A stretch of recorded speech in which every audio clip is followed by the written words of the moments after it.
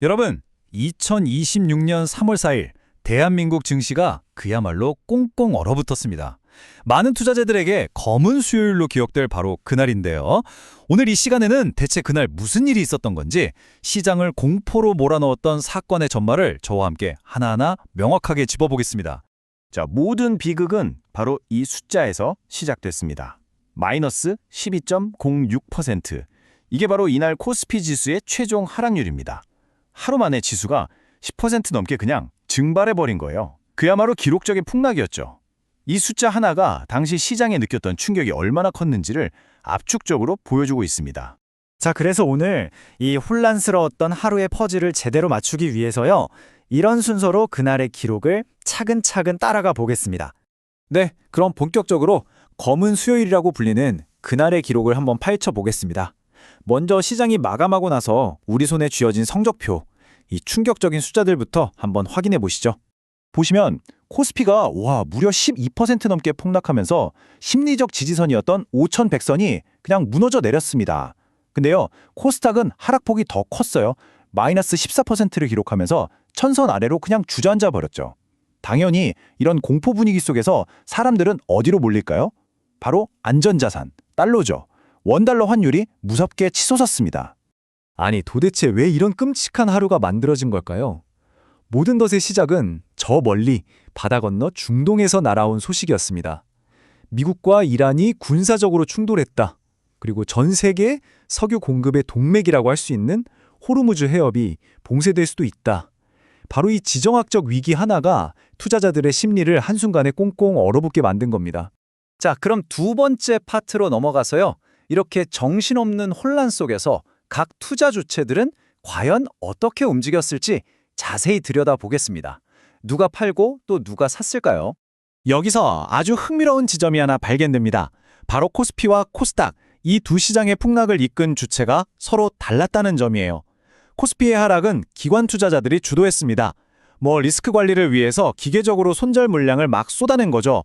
반면에 코스닥에서는 개인 투자자들이 공포에 질려서 너도 나도 주식을 내던지는 패닉셀링이 시장 붕괴의 직접적인 원인이었습니다. 실제 데이터를 보시면 이 흐름이 더 명확해지는데요. 코스피 시장에서 기관이 무려 6천억 원에 가까운 물량을 던지면서 매도세를 이끌었죠. 외국인과 개인이 이걸 저가 매수 기회로 보고 사들이긴 했지만 기관이 쏟아내는 이 거대한 파도를 막아내기엔 역부족이었던 겁니다.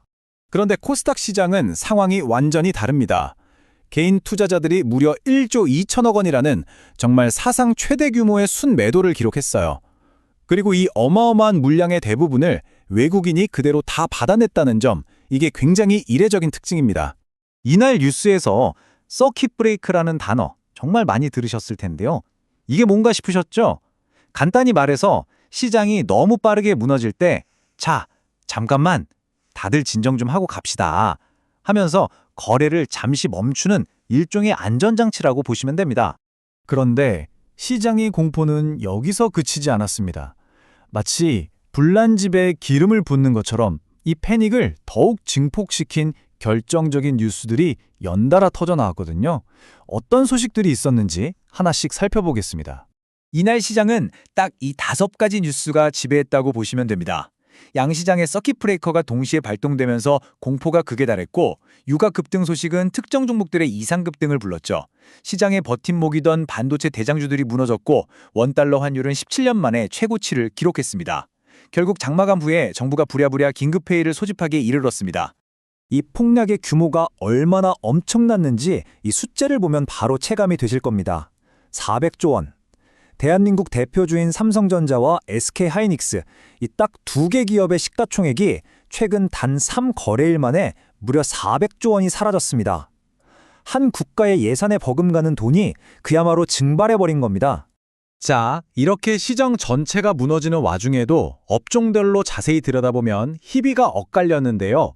어떤 섹터가 가장 큰 타격을 입었고 또 반대로 어떤 곳에서는 오히려 기회가 있었는지 살펴보겠습니다.